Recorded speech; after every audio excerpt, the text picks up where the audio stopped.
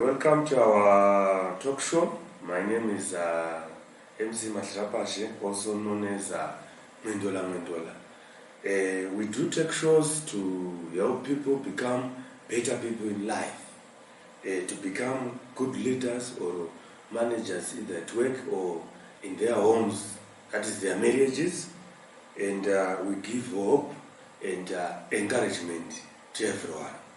So today I'm going to be talking about marriage.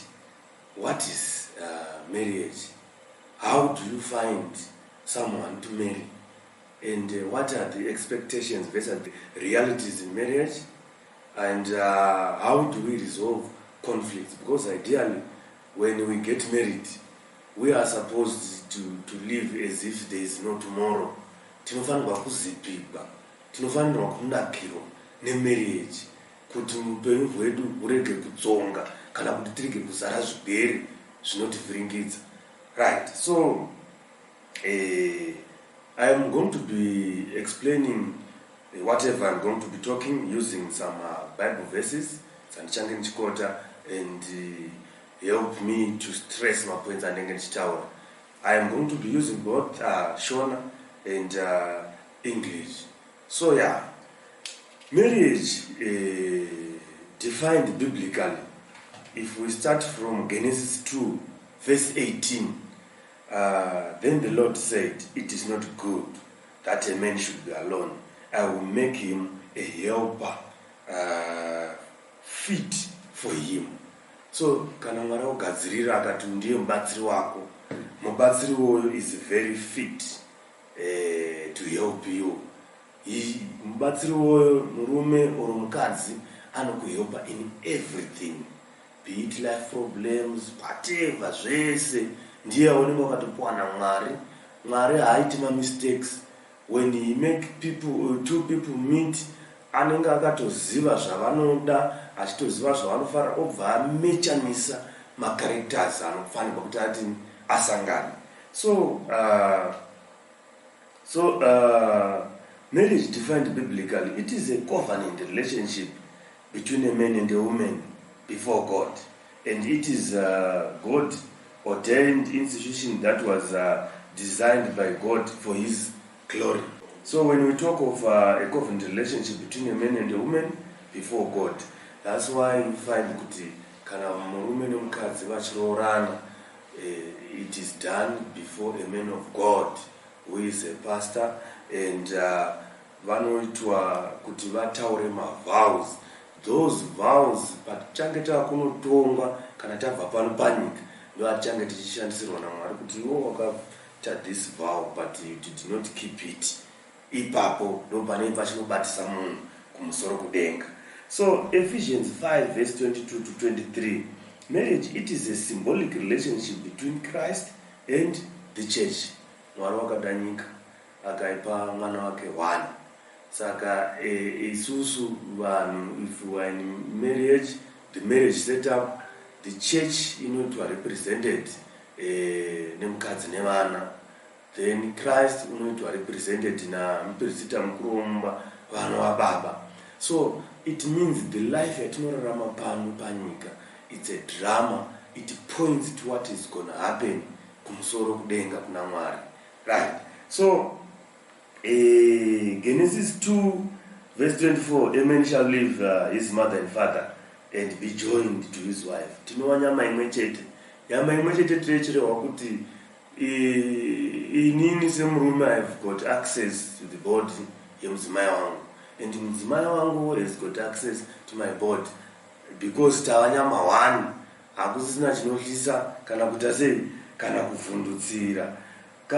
Mwari paaisika munhu unorarisa murume hope huru, unogadzira mukadzi nerumbabvu kwaanobvisa pamurume, abvisa rumbabvu kudero, unorarisa murume hope, nokuti kana anga asina kurarisa murume hope ungadai munhu asina kupera.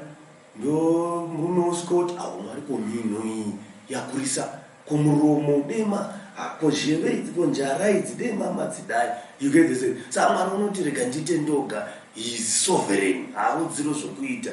Rarisa murume hope huru, obva atsika mukadzi. Panomuka murume kudai, Adamu wakamukara mupengo, kurashika njere kwairi ndinofupa ramafupa angu nenyama yenyama yangu uchatumidzwa kunzi mukadzi. Adamu wazviona kupi izvi zvawangovata? Ndo inonzi marriage yagadzikwa naMwari pakadero.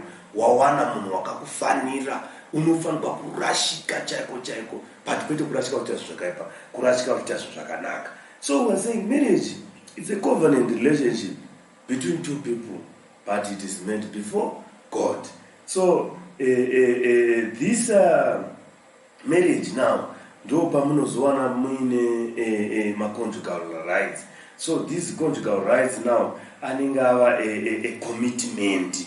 It's a commitment to marriage. So intimacy is a commitment to marriage, right? So tava marriage yagadzirwa between two people before God.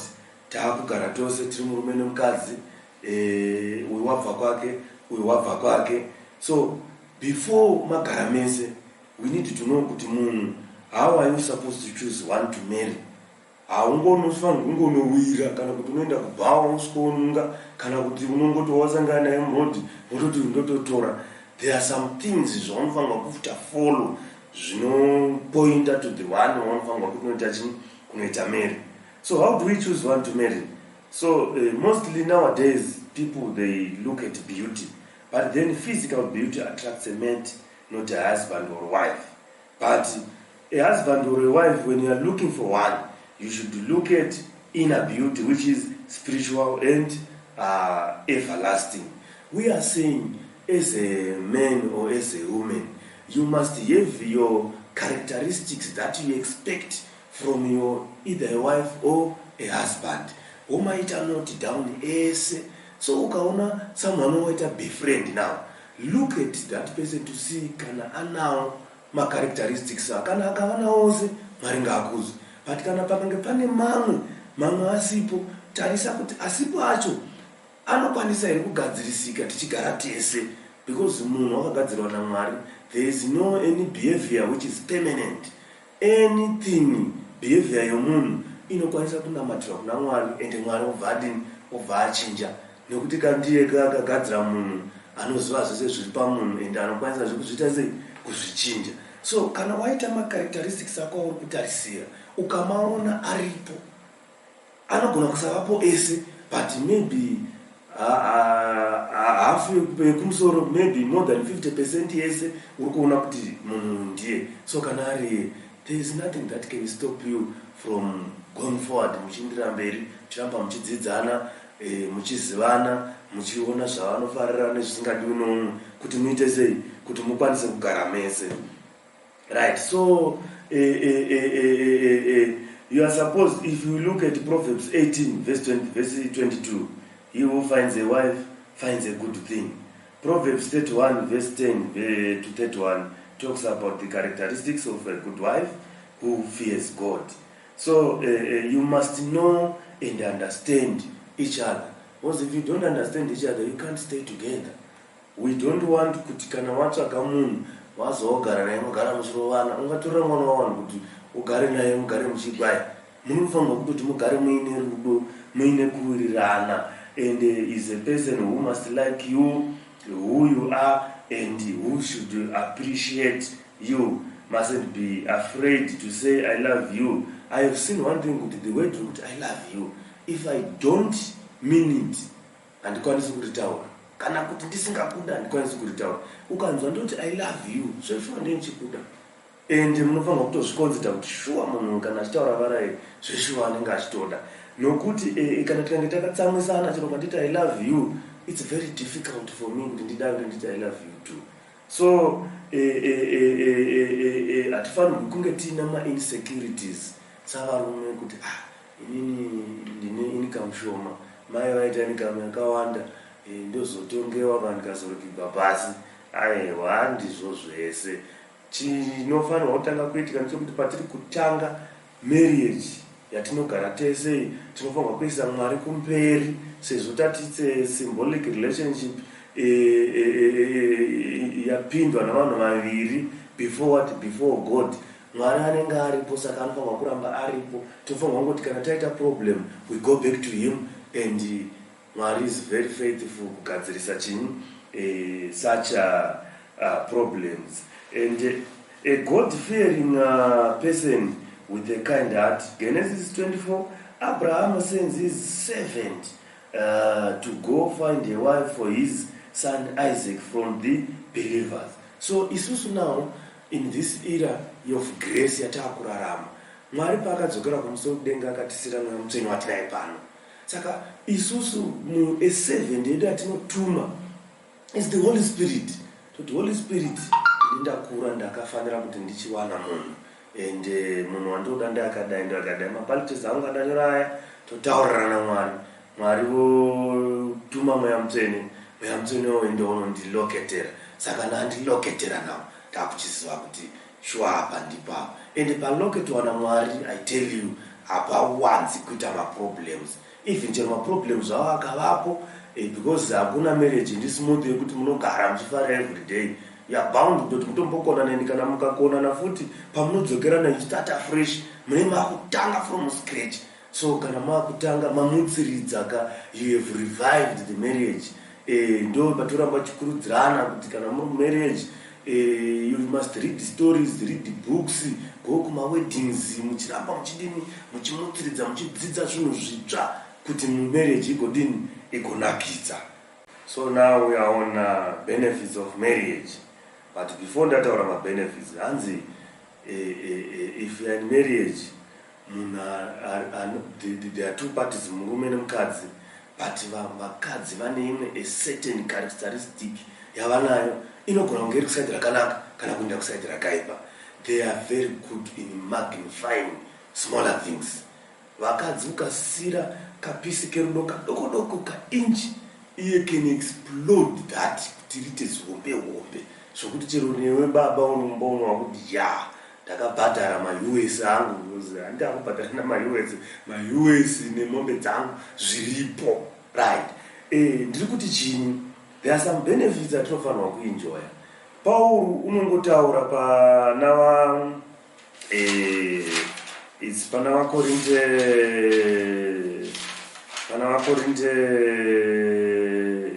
vakorinde 7, first vakorinde 7 verse 36 and 37, kuti unotsva ngaaite sei, ngaarore. Murege kuzvitambudza vakomana navakadzi ukoko kana maona kuti maakutsva masvika paeji yakafanira.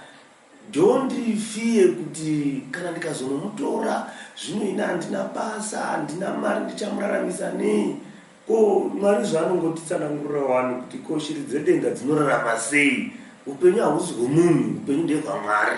Mwari ndiye akatisika, ndiye akatiisa pano, ine roadmap yakatoita kudhara. Saka musahla kuti kana ndazopindawo munhu unosvika ndikanokaura, unokaurizwa nei chawakamboona mberi kwacho. That process yaunoti kukaura ikoko, let it open your mind, then uva a good leader ka uramba wakaleader. Chakaipa ndechekuti kana ukazoshayiwa manje usvike uzotore bio leadership role mukati, because kana ikangotorwa isusu tiri kutaura nezve marriage order kuti tiri kutanga kuna chechi yaMwari mai nevana, muprista mukuru womumba, Kristu pamusoro pedu, Mwari pamusoro. Ukangoona manje order yacho yachinja manje, pane mumwe atorerwa simba. Saka tofanirwa kuramba takadini takamaintaina simba redu ratofanirwa kunge tiinaro. So marriage inobatanidzwa nechinhu chinonzi love. 1 Corinthians 13 verse 13, kwai zvino pane zvizvi zvasara zvitatu, faith, hope and love, chikuru rudo. Saka rudo ndogunobatanidza marriage. Saka kunofanirwa kugara kuripo kuchinotsirirwa, kuchiramba kuchitini, kuchiwedzerwa mazuva ose. So tiri kuti kana ndikange ndapinda mumarriage, mabenefits andinowana, there is friendship. Ndenda neshamwari yangu ndabva kubasa ndina mastress, mai mwana kubasa pasombo ndaikukanda, don't worry baby, madotini yatokanzeleka ka hamotoseka, makutofara zvoramba zviitirani zvichienderera mberi. There is also gardening, helping each other. Kubika pamwe kondishungurudza, ndichagoni kuwacha hembe, aina mwana handingagoni kumutakura ini ndiri murume. You see, zvese zvitete tichibetserana tiri mumba, mai vanotibetsera vapa, ini ndine kubetserawo kwandine chidini ndichiitawo sababa mumba zvichifamba. So in the sexuality chaiyo enjoying the conjugal rights, anotofanirwa kunge achitovamo akatoshayikwa imba yafa because uyu haana kubva kumba kwavoka uko kungouya hake kungozongogara unotodaiwe sabambo. So you must create time, have time with your family, muchienjoya, because life on this earth is very short. You don't know kuti pamwe your candle is going to be put off when. Saka enjoy as if enjoy today as if tomorrow haipo, and it will get the sense. So happiness chaiyo, sharing of jokes and experiences, family, family fruitfulness as commanded by God. And now be fruitful and multiply. A blessing in marriage. Ndiye kuti munofanirwa kunge muri fruitful pakuwedzera muri fruitful community pakuita zvese zvakangonaka. You will find kuti most of the people vanotya kuroora but vachitsva mablessings avo anenge akatobatwa naMwari.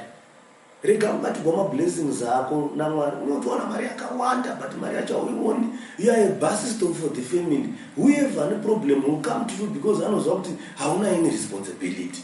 Saka itisu tinozozvikanganisira nokurega kuroora. Tofanirwa kuroora, togara kana waona mukadzi wako ukaona vanhu vobuya vachida kukukumbira, they come through the wife.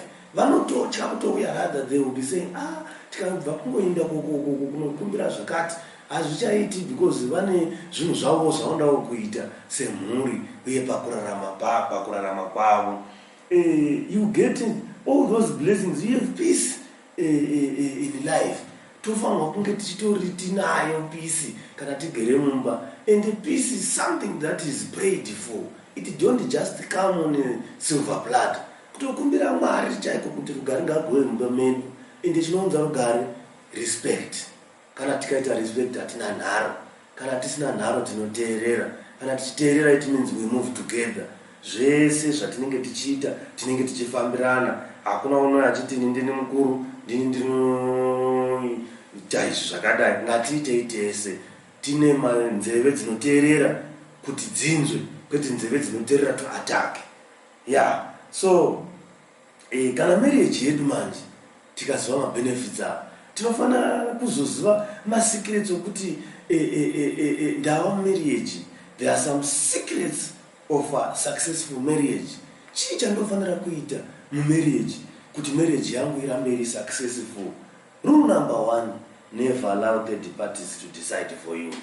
In marriage hamuna maticha, hamuna maheadmaster, hamuna mapresident, hamuna masabhuku kumusho kuti kana akati bhuku rakati ndo riri kunokora chibagwe chemucheneko kana bhaugabo ndimotomanya. Marriage ndeye vanhu vaviri, yaitwa before God. Zvose zvatinoita tofanirwa kuzviita before God. Saka kana tikaita challenges tiri vaviri, we must try by all means to find each other, resolve a dispute or a conflict that will have existed between us. If we leave that conflict isina kuresolviwa, ichagara. Kana yagara ndo pamuchazoona masara Jehovah assassination aya kumberi aya. Tinoti short term causes of the world war. Tinozosvika tongoti kana wangonditsika mbijana, gore wakanditsika zuro, nhasi zuro wakadai, pakura zuro wakadai, nhasi wazodai, uchandiona. Hatitarisiri such things. Rudo, love inovharidzira zvose. Even pakaita a wrong thing tinokwanisa kuregerera, because there is what? There is love. So we must avoid the comparison to marriages. Mai ningi vanodai, baba ningi vanodai, saka respect tofanirwa kudai. Vanhu takatosiyana. Hanzi mukadzi wangu wandinaye kana ndikakupai imwimwi hamugari naye 2 minutes. Kana wenyuwo kana mukandipa a second atombokwanisa tatorovana. Saka Mwari akatotisanganisa kudhara achiziva kuti we have got the capabilities of understanding each other, or the capabilities of staying together. So my marriage revivals, they are very important. We must have marriage revival. Tichidzokera kana mufundisi tombonokanzelewa tichiteerera matalk shows ana madhlapazhaya. Pamwe anokumutsawo pamwe paunotoona kuti shuwa kana uchibva kumba iwe unongobva mumba unobuda seunobuda mwena waenda kubasa, uchidzoka unodzoka wogara, uchibuda uya kuna mai mwana, mumbudikira zviri mai mwana. I love you sweetheart. Uchisvika kupasa kudai foni yotouya ku9:30 saka makura sei makura kombi yakadini vari seiko bhosi venyu kubasa. You get the sense. Zvese zvinoitika nemhaka yekuti pane chinhu tati vakadzi vakapiwa rudo rushoma they can magnify to become very big. Saka zvese izvi zvinenge masecrets successful marriages. Putting time, love and effort in your marriage. Talk about everything, funny stories and your daily experiences at work. Listen to understand and not to attack.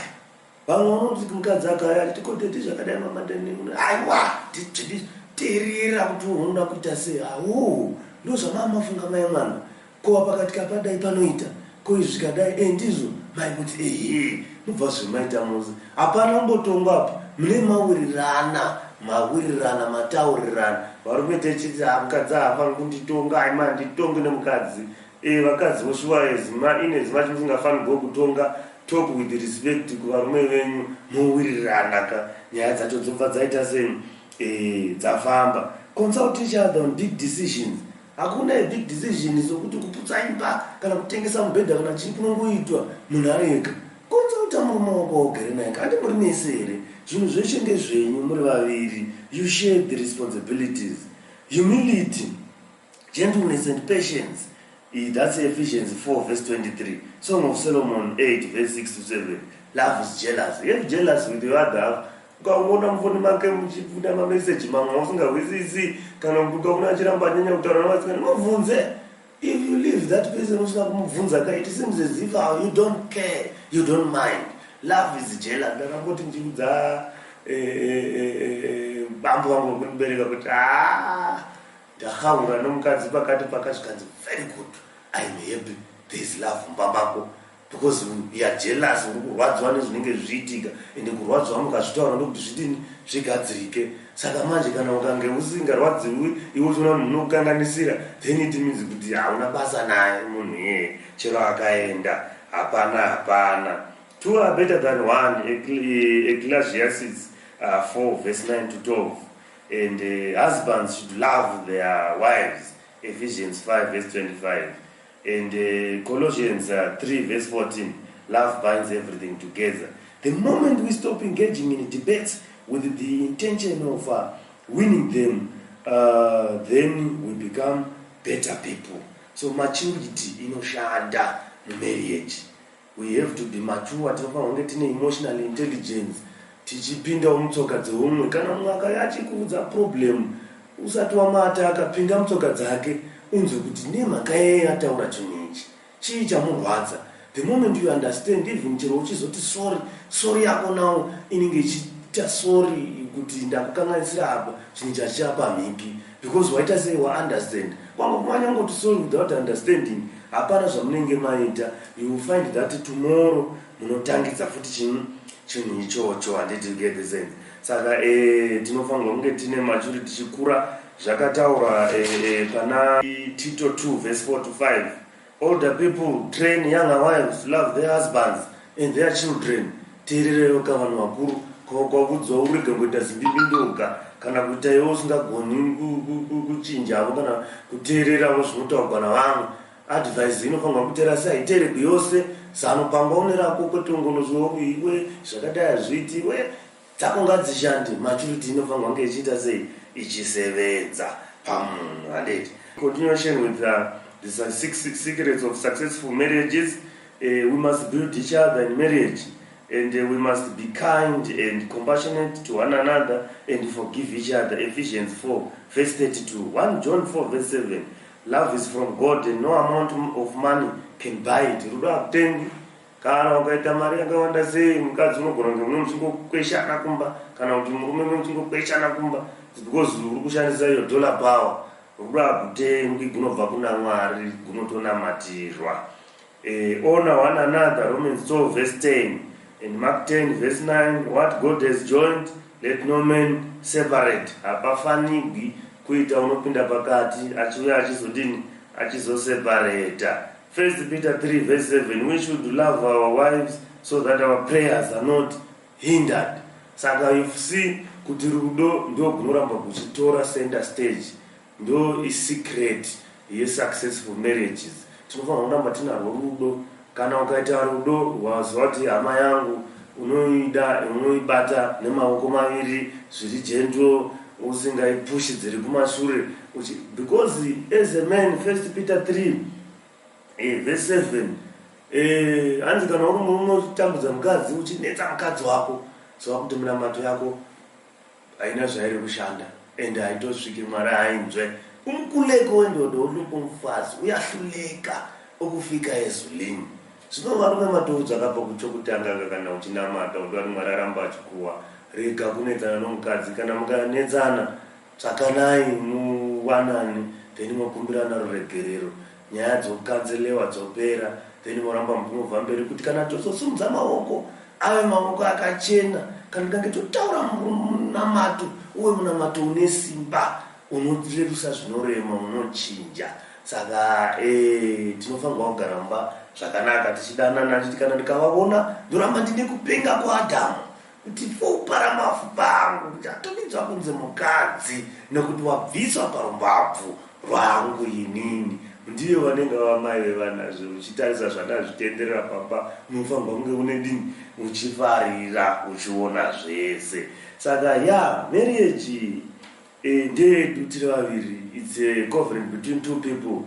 Saka zvese zvinenge zvichiitika patiri as we live zvinofanirwa kunge zviri zvedu.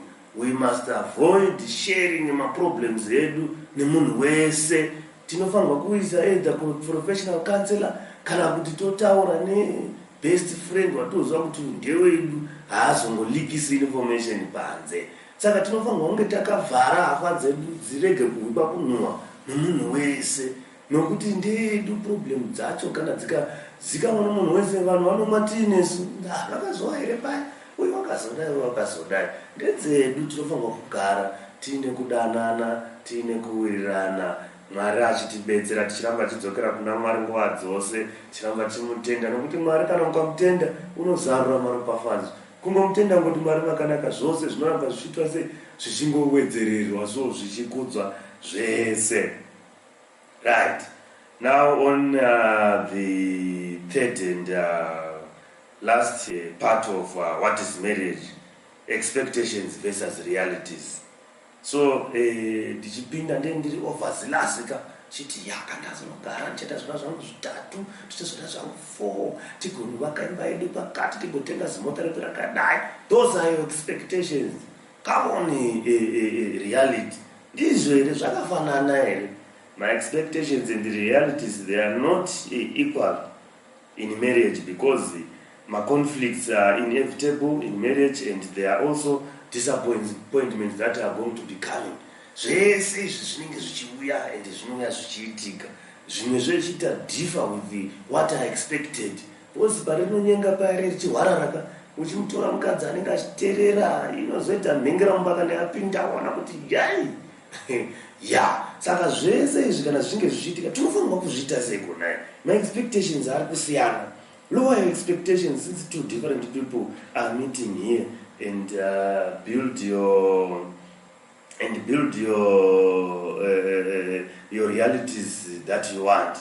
Protect your lover from your realities. Don't just let the cat out of the bag and discuss your bad habits with friends. And marriage issues should be a secret, and you can only share them with a professional counselor when you feel it's unmanageable. So my partners should always bless their marriages with godly words. Speak positive about each other, and stop murmuring, complaining, for it is a sin. If it despises what God has done, for He is working all things together for the good of those who love Him. And so tirikuti ndinofanirwa kuti manheru kandavakuraraka mhuri yangu garai pasaba, ndini muprista takamkurumba, garai pasi, Mwari ropafadzai mukadzi wangu, Mwari ropafadzai vana vangu, itirai vana vangu, mhuri yangu zvose zvakanaka vachirarama panyika. Ndiri kublessa ka my marriage. It's my role yandakapiwa naMwari semuprista mukuru mumba. Ndinotofanirwa kutotaura these blessings upon them.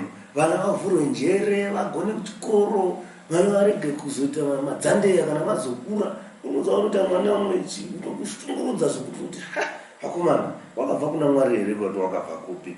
Saka zvese zvinofanirwa kuzviita tichiprotectana, kuti ukauya uchiudzwa uchinzi mukadzi wako wazodai sangotenda zvese zvaunoudzwa nema-outsiders zvavari kukuudza vari kukuudzirei. Iwewe unofanirwa kunge uri always above the situation, be on control of the situation. Vakakuudza aiwa kusiya nazvo kuzosvika wobvunza mukadzi. Haufukuri mukadzi wako pana vanhu, because ukamufukura mukadzi wako kana ukatanga kunyeya mukadzi wako nehama dzako dzinobva dzaona pakachipa kare, and they don't even respect that person, because vane vakatongona kuti munhu akangoonekwa sekuti haana chiremerera. I should protect my wife. Kutomira chero tomati apa aita shuwa rubenzi unosvika woti mai mwana hai zviya zvamaita zviya zvisizvo unofanirwa kuda mukadzi wakanaka uchidai ndio ichiti protect. She should have a shoulder to lean on, inova iwe murume wake. Because akanoita lean on mazvirapazhe vamwe vepanze apa tichaenda kupi? Ndo pamunozotemana namashango kaipapapo. Ndo pataitozopinda pana dzashata mani. Hanzi ndashata chinoisa murume wese pano kana varume vakawa mubhaibheri vakawisana vakadzi. Ndizvo hazvo, ndizvo vakadzi vakawisa, but havasi veseka vakadzi vanowisa. Varipo vamwe varume vanotowisa vakadzi kutoti unotomupula down, inonzi pull you down syndrome, kumudonhedzera pasi chaiko chaiko. So dzinenge dziri kwese. Saka tinofanirwa kuziva kuti ma-expectations nama-realities hazvifanani. Tinofanirwa kuita lower ma-expectations edu, totika tikazowana ma-disappointments hatizopindi ma-depreciation. Inongoita for a short time, but todzokera kuna Mwari tichitenda kuti kana tikaudza Mwari ma-problems edu agadzirika ende taakugara. Hanzi chinoponesa mukadzi 1 Timothy 2:15, mukadzi anoponesa nokuzvara vana achiramba ari pasi pemurume wake, achirespecta nokumuteerera. Saka vakadzi ero shoko hanzi imba ngaizare ndokuti muponeswe, Mwari agokusangana nemwe on your point of need. 1 Timothy 2:15 ndo pandaitorera nyaya iyoyo. Right, then on how to resolve my marriage issues. Expectation nereality zvaramba kufanana. Saka zvaramba kufanana, then takutorovana kamubao, takugara tichinetsana, takutsamudzana. Murume uri kugara uri mumhinho, mwazi unosvika achivata akapfeka mazishoti akewo zvese akafuratira akatarisako. Hanzi chivi naMwari icho chiya chivi, because imwe zvamakafanira kuti muite chinopesana nepfungwa yaMwari munenge matomukanganisira. Paunozodzoka kudai so munenge mototanga from scratch. Saka ma-expectations edu nama-realities zvasiyana mani, but tiri kufanirwa kuzviresolve. To sei? Right, now on how to resolve marriage issues or marriage conflicts. Remember in the previous segment we were talking about expectations versus reality, and we said these two, they don't meet. Zviri kuita different sides, and tataura tikati in marriage there are some people who are very good in magnifying very small things, and these things they can become very, very, very big. So yeah, my expectations, they are inevitable. My disappointments, they are also inevitable. Achatouya. So the issue now, they could tazoma resolve say, and we must make sure that we resolve them in a way yekuti tinosiya pasina mavanga from both parties. Zviya zvokuti munozogumbuka wopisa munhu, tema mwana wavanhu neshanu kana kuti ubaya mumwe nebanga, hazvina chazvinoshanda ende hazvina chazvinokupa, asi kugarisa mujeri kana kuti kukupa nyama ngozi kurudzi kwenyu hazvisi zvinhu zvakanaka, zvikurudzirwe. Kana wakatora mwana wavanhu uchimuroora uchiti unoda kugara naye, garai miseka zvakanaka. Remember, Mwari hates divorce. Hakuna chinhu chinovengwa naMwari sedivorce, nekuti wakakujoinidzai together and mukaita macovenant. He is a covenant keeping God. Saka anoramba akachicheka. Ndosaka muchizonzi kana ukasiya mukadzi asina kukuhurira, waunoda kunoroora wemberi uyo uri kuita upombwe. saka ngatiregei kuzoti kana tatora vana vavanhu tagara navo tozongovasiya toti nemhaka yekuti mai vake vanditonga kana kuti ndazoini, ramba wakashinga ende uchigadzirisa situation because wakatomupiwa munhu iyeye you've got the power and capacity yekumuta call to order. So fights they are not supposed to be allowed to explode like volcanoes, but should be resolved amicable. So conflicts is a sign of jealousy and care. Ndati kana ndiri murume ndikasvika mumba na 5 o'clock makuseni ndisina kudza madhamu kuti ndichamboenda out, madhamu angati aise steady ndepe hani kisi yako ubva wabikirwa sadza ti ubva wamwa mai havabvunzi kana chinhu unoenda unovata mangwana ndizvozvo havabvunzi, iwewe you don't feel comfortable pakadero. Maconflicts anaitika, let's communicate them, because a thing communicated or a problem said is solved, is half solved, tato resolve. But kana matakazvichengeta, it means kuti chine chakachengetwa in the bag. Remember Masara Jeff assassination and Chatauraya. In marriage we must not leave those things. Kuti zviti control. There are 4 ways to resolve my conflicts. Being defenseless, because once attack and defense are the same side of the coin. Kana ndichiko attack yoga defend and send that in other words, you are not hearing where I'm coming from. You are not in my shoes. I was emotionally intelligent. Kuti uone kuti munhu ari kubva kupi, understand apa ndiri kubva, kana understand where I'm coming from, wombonyararaka, usandipindura uri nehasha zhinji, nokuti hasha dzinoita kuti tite mamwe decisions ekuti tinozoregreta.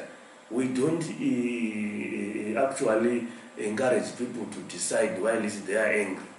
Munofanirwa kukula down mese, uwane nzeve, behave an ear that listens to understand and not listen to attack.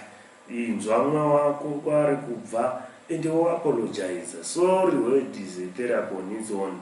It mustn't be a sorry for sale. It must be a sorry inotaura kuti ndaona problem saka ndichaipani. Kutongoti sorry kuti ndingoti sorry to just get over it. That's not allowed. So stand together and attack the misunderstanding. Be united. Don't point fingers. It's not me, it's that person. Ndiye akazoita. Tiri vaviri marriage. So it's us only, and itereri kuti ndininge vazoita zvine basa rei. Saka isusu tinofanirwa kuona the problem tese to one party. Then the most interesting part you could resolve futi, varume, we must pay bride price to the wife's parents. Mbereko akatozvarawo mwana wake ka, and anoto expect good things from Mkwasha, and it's a tradition kuti Mkwasha ndiwo unobhadhara fuma, wabhadhara fuma wotengera baba namai mukadzi wako hembe, majazi, tomati majazi kana tiri kwedu. Majazi baba vachipfeka jira kana zibhachi riya nengwani yavo iya nesvimbo yavo iyi, vanobva vatenda Mwari kuti Mwari makaita henyu, ndakazvara ura hwangu. Ndo zvinofanirwa kuitwa noMukwasha. Bhadharai fuma, vabereki vadle vari vapenyu. Tirege kuzozara chinetswa mwana wako anowe musi wanofa havibvi nokuti haana kubhadharwa. Nevakomana wevha kana uchinge waenda uko unenge uri unofila sei kuti ndasiyira vana mhosva. Vana vedu vanotambudzwa nedzimwe mhosva dzatinofanirwa kuti twitter resolve tiri vapenyu ende nokuwanisa kwatenge tichiitwa naMwari. Bride price is very important. We must also be quick to hear, slow to speak, and slow to anger, for anger does not produce righteousness. That's James 1 verse 19 to 21. Ukanyanyisa kuzuwa muromo ukanyanya kushanda stereki, izvi zvakadikana ukanga wakatsamwa pfungwa dzisingashandi, unotaura zvisiri izvo. Mwari akatipa maziso maviri nemhino mbiri nenzeve mbiri kuti tinyanye kuzvizvi, ndio zvofanirwa kunyanya kushanda more than muromo, because muromo ukanyanya kushanda zvikange zvisina kuita connect nebrain, hakuna chinenge chichibva chakanaka. Saka we must be slow to anger and slow to speak, for this does not produce any righteousness. Saka we must also learn to appreciate each other. Respect isingabvi. Chinobatanidza rudo kuti gurambe guripo irrespect. Because zvese zvatiri kudiscuss, respect ikange iripo, umwe nomwe achipa position yake, maivo vane pavo pavanotaura vachigumira baba pavo. Ukaona ini ndiri baba ndinosvika ndichivhufusha musikana, hauna kuaina hembe dzangu, hauna kubika sadza rinonaka, hauna kutsvaira imba, hauna isi. Zvese izvi hazvifanirwi kunge zvina. Musikana unomanejiwa nani? Namai vemba. Iniwo ndine kwanguwo kwandinozomanejawo sababa. Ground rebhora umwe une hafu yake, umwe une hafu yake. Hakuna unofanirwa kuramba achitamba achiramba achiti hafu yeumwe otora kusvika ku3 quarters. Tauraya marriage kana zvadero. Then I am going to be leaving you with the acronym PEACE, which should be applied in marriage, where P stands for personalities. We must study my personalities around who are involved in marriage. So, like you said, marriage is a book. Your partner is a book. You must open all the pages, read them, understand them. Once you know them, uchazwa my expectations acho, which is the next E. Kana wazwa my expectations, ogadzirira to meet those expectations, kuti appreciate ukaumwa wako. Then you must learn to accept each other. Once you know my expectations, accept as a different backgrounds. We met from different backgrounds. So we must build our own thing because it's us now involved. And we must be caring, and we must also communicate. Caring, C stands for communication and caring. Sorry. Maringa kuporese ndoke yachoka muchitarira nawo akaita problem zvazodini zvazai muchicommunicate mangwana ndichazodai kuite kuzondiudza kuti ndiri kuenda kunoona gogo nhasi iwo ngotizwa all along woda kuti ndikupe chinyi ndichikuassista wakundiudza because you need my assistance. Let's just communicate zvinhu zvemumba medu tigare tichiziva tose pasaita senge pana dzvinyirirwa. Then you must at least show some effort, explain yourself to your other half. You dzokera kumashure kwatachitaura about choosing a partner. Ngaamboita any effort, notable effort yaunotoona kuti shuwa munhu anotorevesa. Effort inofanirwa kugara iri mumamarriage edu kuti Mwari achitibetsera. Zvose tisakanganwa kuramba tichinamata ende tichikomberedza mamarriages edu musimba nomuropa raJesu. Nokuti Mwari chete ndiye muchengeti wedu, ndiye unotisimbisa, ndiye unotipa simba, ndiye unoti tigone kuramba tichigara tiri tose. I thank you all for watching and God bless you. I think this marks the end of our talk show. We are going to be coming back again with some other topics that are lined up. You will be seeing them on social media. Thank you so much once again for affording us a chance and listening from our talk show.